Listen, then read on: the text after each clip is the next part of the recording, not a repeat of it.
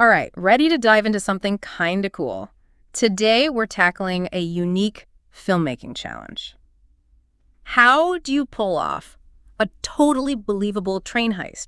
Not on location, but entirely on a studio set. And what's really interesting here is that the filmmakers weren't just up against technical hurdles, but audience expectations too. We've all seen train scenes in movies, so we have this inherent understanding of how trains should look and sound, how they move. Right, and any little thing that feels off just yanks you right out of the experience. Exactly. And in this case, the director was not about shortcuts. Not at all. We are talking about a full-scale, totally functional train set. Oh yeah, they went all out.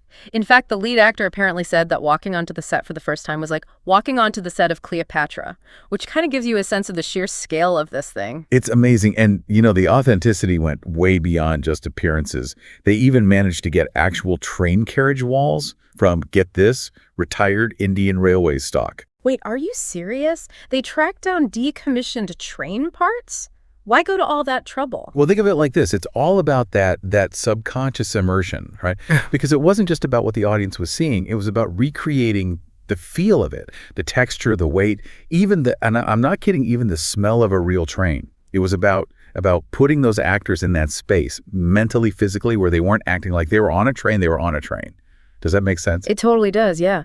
And speaking of weight, did you know that a single door on this set weighed over 400 pounds? Yeah, 400 pounds. Just imagine the engineering headache, right? It's wild. That's like it's like having like a baby grand piano swinging open every time an actor had to walk into a scene. The whole set had to be unbelievably strong, obviously, for a 2-month shoot with all the crazy action sequences, but then also adaptable enough for those dynamic camera movements. So talk about a challenge. So you've got this insanely detailed, super heavy train set, but how in the world do you actually make it move like it's real? Well, this is where the director's just meticulous planning comes in.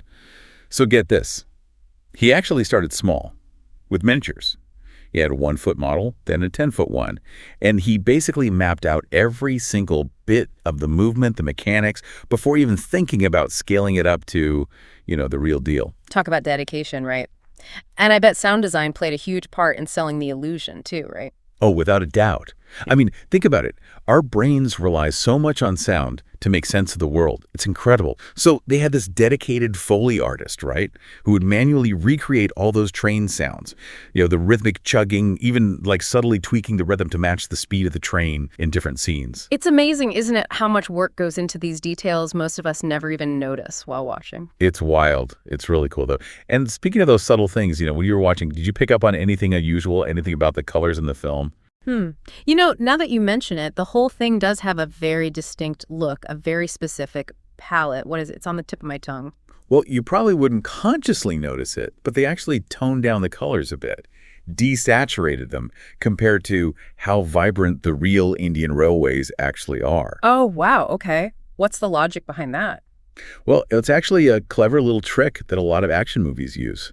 By kind of muting the overall color scheme, it allows for the action, especially anything involving blood, it lets that pop more on screen. Wow, so much strategy behind a detail I'm betting most people wouldn't even realize was manipulated. Amazing. Exactly. And, while we're on the topic of strategic choices, we have to talk about the tunnel setting. I mean, instantly, right? That confined space, it just amps up the tension, creates this incredible feeling of claustrophobia, wouldn't you say? Oh, absolutely. Yeah. The tunnel becomes like its own character almost, adds to that whole feeling of being trapped and in danger.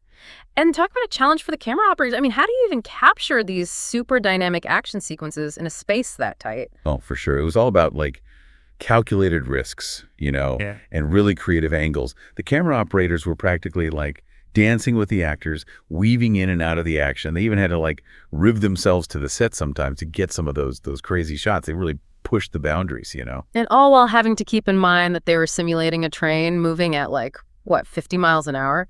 How do you even start to light a scene like that? Lighting a moving train in a completely stationary environment? Oh, man.